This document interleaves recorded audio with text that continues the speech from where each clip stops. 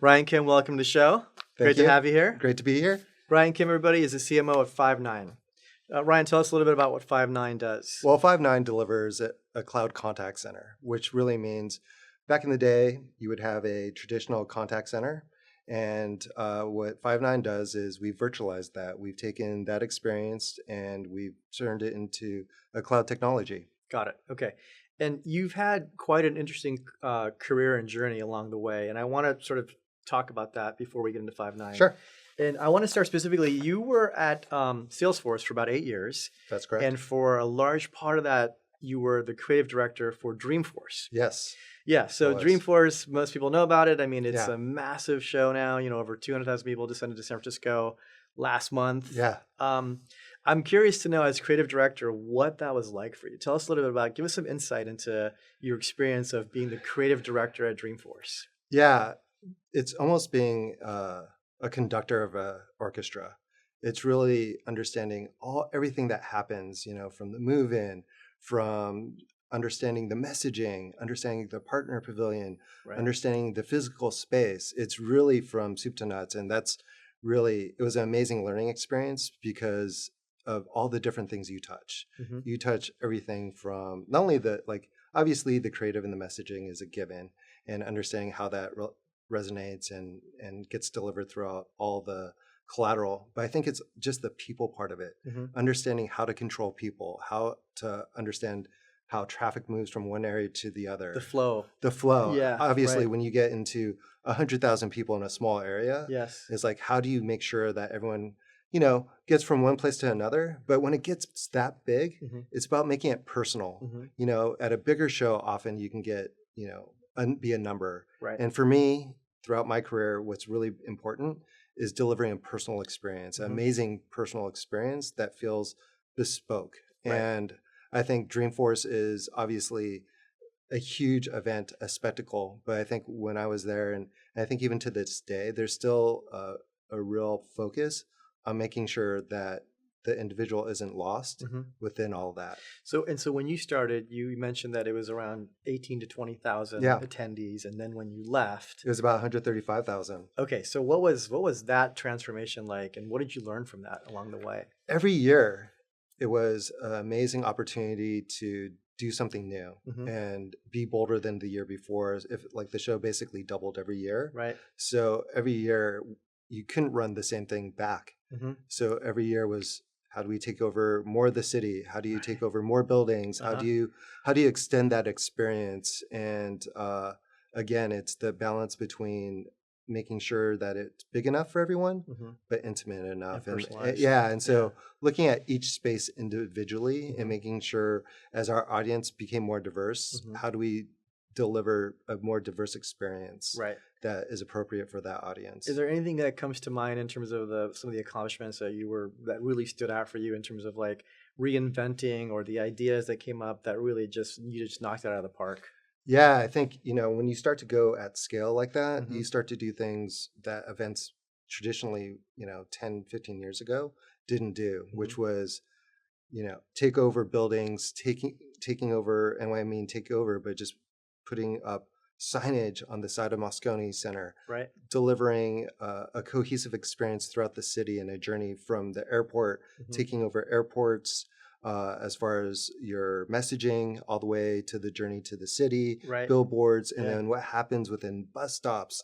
And then not only doing that, but delivering a digital journey as well. Okay. You know, how do you augment that physical journey with on-site digital journey, wayfinding, delivering Dreamforce application, and then Salesforce Live.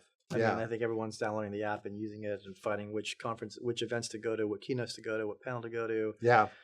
Amazing. Wow, what an experience. Yeah. And I think, you know, the last thing I would say, it's the digital transformation from an event to online was something that I think was my proudest moment, this idea of not only delivering a physical experience, but digital experience, and augmenting those two so that they're all considered under one brand, which was Dreamforce. And connected in this one sort of ubiquitous experience. Yes. Whether it's offline or online, you get this bespoke customized experience that Yes, is personalized for you. absolutely. Yeah, yeah. I mean, it's just phenomenal. So everybody, creative genius behind Dreamforce for many years, Thank you. Ryan Kim.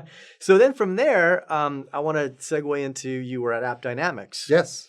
for over 3 years, I believe. Yeah. A little over 2. A little over 2 years. Okay. Yeah. Yeah. And you were responsible for the IPO roadshow. Yeah. So tell us a little about, give us some insight into what that was like.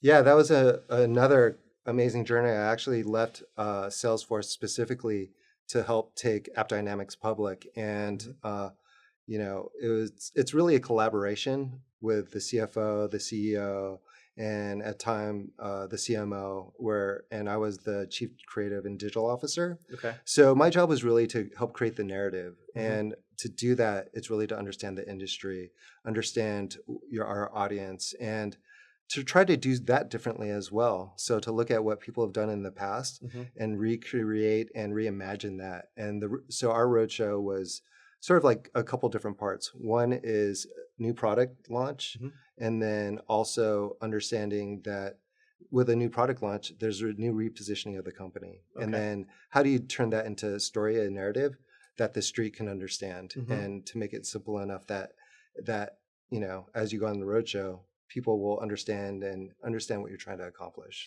And I mean, I think that's really interesting because, that the narrative and storytelling is so critical and key, not just for an IPO roadshow, but in general. Yes. And then as a marketer, I think part of your job is, again, what you pointed out, is how do you simplify that into like the succinct, whatever you want to call it, a capsule, a bubble, a narrative that can resonate with the street or the audience.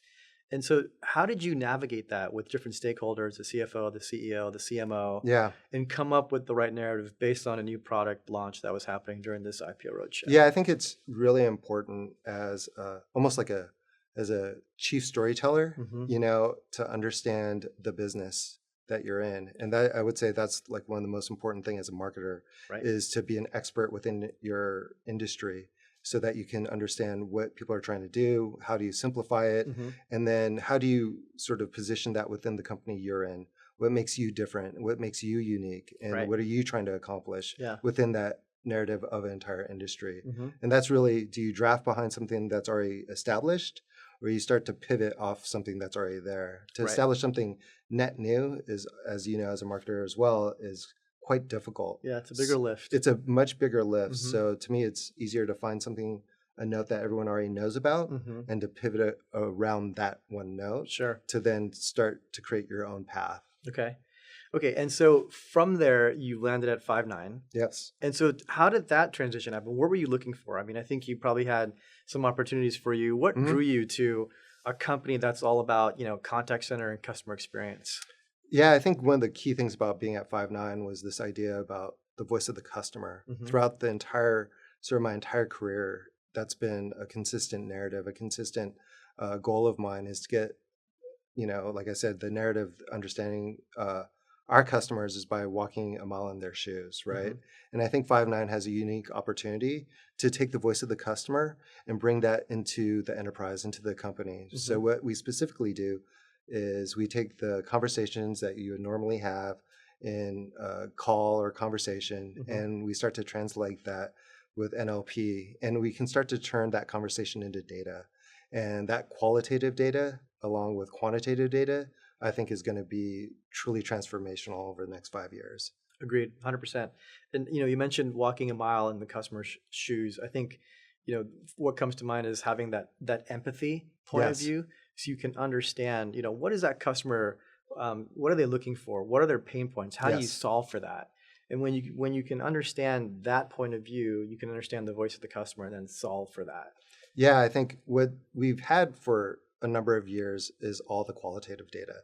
How many times has someone viewed something? Have they clicked on this? Right. But we haven't really understood is, why are they doing that? Right. What are they interested in really accomplishing? The intent. The intent. And so to me, Five9 has a unique opportunity on unlocking the intent of your customers. And if you can do that, again, marry that with the why they clicked on something and that user journey, I think that's really special. Okay. Yeah, I agree 100%. I mean, balancing the qualitative with the quantitative to understand this consumer profile and then addressing the needs accordingly. Yeah, I mean, everyone talks about the 360 view of the customer and the customer journey, and it's really incomplete without that real-time view in the conversations. And I think what's really interesting about the contact center, it's really the front lines of your brand. Right. It's where your customers need you, that they have questions, whether it's on text, or real time when they call, Right. or email. Like that's really when your brand can shine, Yes. and is at its most vulnerable. Great point. Great point. And so from that perspective, what are you seeing is really working as it pertains to a customer experience and contact center? Is it being at the front line? Is it real time? Is it this omni-channel approach? Is it all the above? Does it depend on different use cases? Yeah, I think it's all the above. I mean, we have this saying, it's like, where do you need to be? Right. Where your customer is. Yeah. And it's often for every company, it's a little bit different, right? So if for DoorDash, our customer there, it's really immediate. You're waiting for your food, you're hungry. Right. And so a phone call is more appropriate, Right. and so they need that real time. For other customers, it's text. They need something that's a little bit more asynchronous and it's not as real time. And so that's where that company will need to be, is understanding that channel. So for me, we live throughout all of these channels all at the same time. And so I think it's about omni-channel. It's about being everywhere your customer is and having that one view of that customer so that it doesn't feel like you're being handed over from one channel to the next. Right. And that's really where, again, Five9 or a contact center in general plays a huge part in stitching that customer journey together. One seamless experience. One seamless experience. I mean, we don't want to be handed off into silos of any company. I think that just provides a horrible customer experience. How many times have you been on a phone and you're like, I'm going to transfer you, and then you have to deliver the same information over and over again. It happens still today all the time. It happens all the time. Right. And it's so it's very frustrating. It's really frustrating. And I think that's that. It's funny you say that. I'm sorry to interrupt you, but I can, as you're saying this, I'm thinking about a time this occurred actually recently for me, where I had given all this information. Yeah. They transferred me, and the next person is like asking for the same information. Yeah. And I was like, I just spent 5 minutes giving my information to the previous person. Do you not have it? Was it not transferred over? And apparently it wasn't. Yeah. And I don't think I'm alone in that experience. No. Yeah. And it's amazing how much has changed. Right. But I think our expectations are changing faster than technology can keep up. For sure. Obviously, there's always companies that are ahead of the curve. Right. But how do bigger companies do that at scale? And that goes into digital transformation and digital dexterity, and that's really the power of companies and technology like ours, is help you keep ahead of your customers. So what do you mean by digital dexterity? Well, I think the power of digital transformation of cloud companies is providing agility to an enterprise to be flexible, right? It's no longer can you deploy technology over 3 years and hopefully it works out. Right. Digital dexterity is about delivering digital inputs and channels, and understanding that's a real-time conversation you're having with your customer, and you have to be nimble enough to take that input and action against it. I don't think customers like you or me are satisfied with delivering your information again and again and again. We want a company that's able to listen, react, and deliver the experience that we expect now, through any channel. Yes. And I think that's the difference. And I think the enterprises and the companies that do that correctly really understand that it's not about deploy this massive technology across, all of its departments, but it's really about understanding and being nimble enough to react in real time to your customers' needs. Yes, I agree. Let's bring it back to your role as Chief Marketing Officer. Yes. So give us a little bit of insight in terms of what does your day-to-day look like? What does your week look like? How do you plan for short-term and long-term? How do you balance, the creative with the analytical? Yeah, I love my job just because it's so different day to day. The role of a marketer now is very different, I think, than even 3 or 4 years ago, with the rise of marketing technology, of MarTech in general as a core competency. And really, it goes back to this idea of data.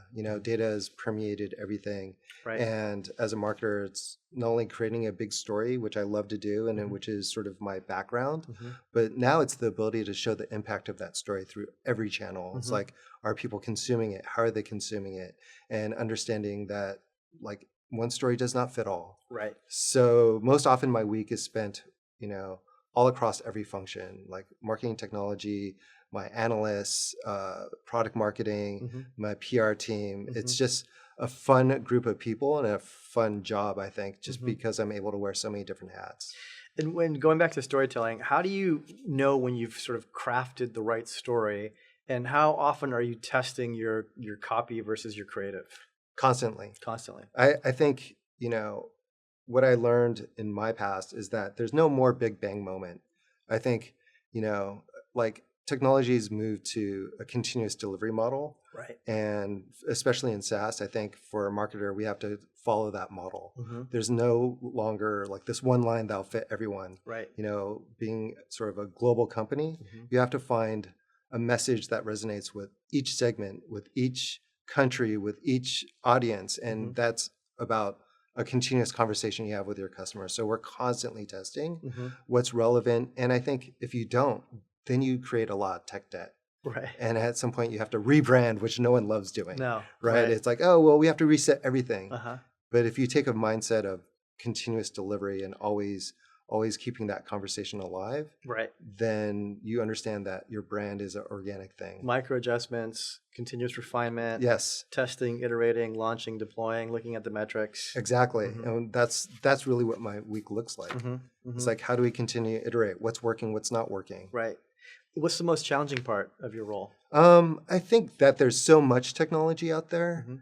that it's almost hard to figure out which technology is always the right technology. Mm-hmm. And so what I always go back to is, what are the right questions to ask Okay. that's relevant to the business? Is it, what do I need to generate leads? Is it better, better creative? Right. Is it my measurement of the creative? Mm-hmm. Where are the signals that generate a clear signal that the creative is resonating, Mm-hmm. or what we're doing to keep a conversation alive with our customers? I think that to me is probably the biggest challenge. Mm-hmm. It's the most fun, but it's also something that's never ending. So let's talk about demand gen for a little bit, because Sure. as a marketer, I think there's an area of demand gen that we're responsible for. Yeah, absolutely. So what are you seeing in terms of where demand gen was, let's say 3 to 5 years ago, and where it is today, based on the different tools and analytics and MarTech that's out there, and knowing that customers are more savvy because they have more information at their fingertips. So how has demand gen changed in your view? I think it's changed mostly in the content we produce. Okay. And I think content's really been the biggest change over the last 5 years, because consumers are savvy. Mm-hmm. They want to be sold to anymore. They want to be able to research on their own, and they want credible third party and information, and they want to learn from their peers. Mm-hmm. So for me, it's about thought leadership pieces. It's Mm-hmm. like, how do we really get ahead of where our consumers want to be, and develop a point of view and an expertise there, and then let our consumers and our customers find us in a more natural way. And a lot of it goes back to like being successful. If you deploy successfully, if you have successful customers, they're often your best asset. Right. So for me, that's a big change from even a more like consumer technology where you're like, or a product where you're just trying to get your ads in front of people. Right. Now I think it's about referrals, it's about customer success, it's about leveraging, our customers to tell our story for us. Right. Yeah, I believe you have the story of DoorDash on your homepage currently. Yeah. Right. DoorDash is a great example of leveraging not our expertise or us selling to you, but allowing our customer success, our customers' success to really be, a selling point. And I think that validates us. And as a marketer, it's all about authenticity. 100%. Right. Yes. And it's like, if you come off fake or ingenuous, right, people are going to see through it. People are going to see through it. Yes. Customers are smarter than ever before. Yes. They'll do their due diligence, and often they already have a point of view before they even contact you. Right. And I think that's, again, part of the huge change. it's not you're no longer the first point of contact. You're Mm-hmm. often farther down in the funnel. Mm-hmm. So there's a lot of talk about artificial intelligence Yeah. and machine learning, and a lot of hype and buzz around that. What technology is Five9 using? Are they using any AI or ML? Yeah, as far as a marketing stack is concerned, Mhm. I think I go back to where the questions again that the business needs to understand. Mhm. And for me, one of the biggest questions for marketers is attribution. So Mhm. we obviously are starting to use AI or ML to understand the different contributions Mhm. that each channel contributes to ACV, to a lead. And I Mhm. think that's been a bit of a game changer, just because I think traditionally people look at what is the last touch, and that's like a little bit of an archaic way of looking at Right. a lead. Yeah. And I think it's about understanding the full funnel, Mhm. understanding, the journey. Do Mhm. they start on your website? Do they Mhm. come to an event? Mhm. Do they go to a networking event afterwards? Right. And so for me, it's Multi-touch attribution. multi-touch attribution Mhm. is really, I think, the next that's next wave of technology that's here. Mhm. And then now it's about how do we become more predictive? How do we understand and model against that? And how do you look at a company profile? Mhm. So before we'd look at individuals or segments, but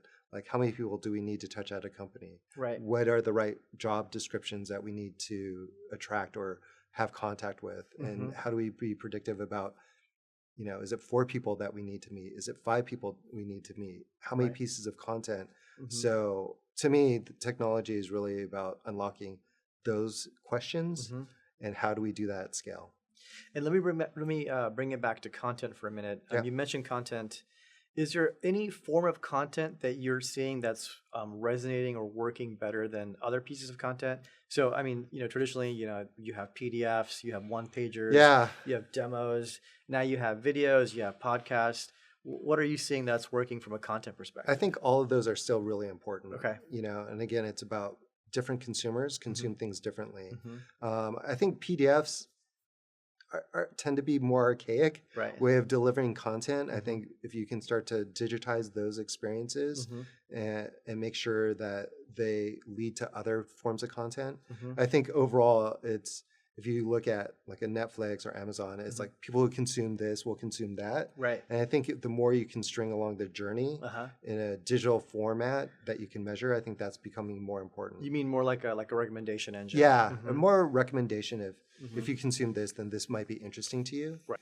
What we tend to see is thought leadership pieces, things that we do with analysts or Hmm. our own research tend to get the most eyeballs, just Interesting. because it tends to validate our position Right. and our expertise within a space, Yes. rather than specifically something about contact center Hmm. or job like Hmm. a role description. Hmm. While those are important, what Hmm. we see sort of for a wider audience are those, what do we think about AI? Right. What do we think about ML? What Hmm. do we think about these things holistically? Hmm. That tends to draw a bigger audience, Yes. as Okay. you know. Yeah, makes sense. What's the purpose of Five9? Five9, our purpose is really taking a more human approach to customer experience, right? Everyone's talking about this race to AI Hmm. and digitizations Hmm. and bots, Right. and we believe in all that as well. Yes. But what we believe in is that all this is in service in making a better customer experience, Hmm. making customer experience a more human experience Hmm. by eliminating redundant tasks, redundant things like giving your information multiple times Right. and waiting on the phone and waiting for that answer. We believe in really empowering that agent Right. with technology for the purpose of delivering a more empathetic experience for your customers. Great purpose. And that reminds me of an article I read a couple years ago from PricewaterhouseCooper, Mhm. which was talking about millennials and the assumption that millennials were all about technology, and really that's all they wanted from a customer experience perspective. Yeah. But what the research actually found was that they, just like most people, Yeah. realized the importance of, yes, technology plays a part in terms of chatbots and AI, et cetera, but that human connection, Yeah. really, really important. And when they had a great human experience combined with some technology, the NPS went higher. They were more loyal to that brand. Yeah. And so that was a little bit of a surprise, but I think it makes a lot of sense based on what we're talking about. Yeah, and that's what we're seeing a lot of companies, and that's why that's why we've continued to grow, Right. is that this continued, I think, focus on customer experience and really differentiating through customer experience. As technologies tend to be more similar in features and functions, how do you really differentiate it? How do you really differentiate in a crowded space? Right. You have to deliver a better customer experience. And I think it's funny, as far as like my own personal experience with my cousins or nieces and nephews, they really value experiences generally. They want to go out to a nice place to eat. They want to experience something new. Right. And that's all going to put the pressure onto these companies to meet those expectations wherever they talk to those customers. Yeah, no, it's a great point. I mean, from a personal perspective, those experiences that you encounter are so memorable. Yeah. And, good or bad. Yeah. Right. We were talking about earlier about going to a restaurant. And if it's a great restaurant that has great food, but the service wasn't good, it's not going to be a pleasant experience. And you won't go back. You won't go back. And that's, I think, permeates every part of our lives. Yes. It's like, if you want a great product, you want a great experience, and those things are almost inseparable. Right. So again, it's like you can have a great meal, and that's what you expect. Yes. And then the experience part really will give you a more emotional attachment to that place, or turn you off forever, and you won't go back. And I think more than ever, if you look at just our daily lives on our phone, how easy is it to replace an application? Yes. It's like hold for 10 seconds and delete. It's gone. And how many transportation apps do you have? How many eating apps do you food delivery apps do you have? Yes. And how easy is it to go to one to another? Quite easy. Right? Yes. But if you love something and they deliver a great experience, you stick with it.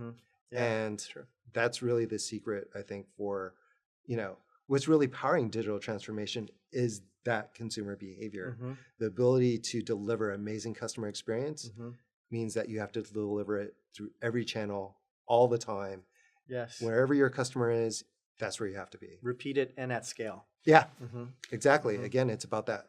Not about the delivering an app. It's about delivering that experience for that one person every single time. Right. Going back to your time at Dreamforce, Salesforce, creating that bespoke, one-to-one intimate experience, you're bringing it now to Five9. Yeah. Yeah. And it's almost like this immediacy.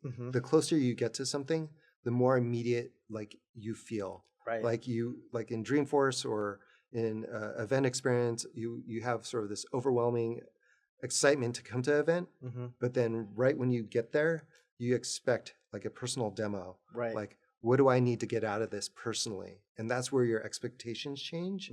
And that's where like that relationship has to change. It's so spot on. I mean, I know so many people who are just super psyched to go to Dreamforce. AWS is happening right now. Oracle Open World happened. So excited. And then you come there and then it's all about that experience. Yeah. Are they meeting me where I'm at? Am I finding what I need to? Am I going to the right networking events? Am I seeing the right panels, et cetera? Yeah. Am I getting the right content? Ultimately, I'm going to be spending, 3 or 4 days at an event, and I want to make sure I get some value out of it. Right. The most valuable thing, as you all know, is time. Yes. It's like you don't want to spend 5 minutes on the phone. You definitely don't want to spend, 2 or 3 days at an event where you're not getting value. And I mean, even for our own events, I'm still maniacally focused on the value exchange. And as a marketer, to me, it's about authenticity and value exchange. Right. If we ask you for your email, what are we giving to you? If we're asking you to download something, it's like I want to make sure you're getting value out of that. Yes. Yeah. So we live in the Bay Area, and I ask this to all of my guests: how do you achieve work-life balance? What's your way of doing that?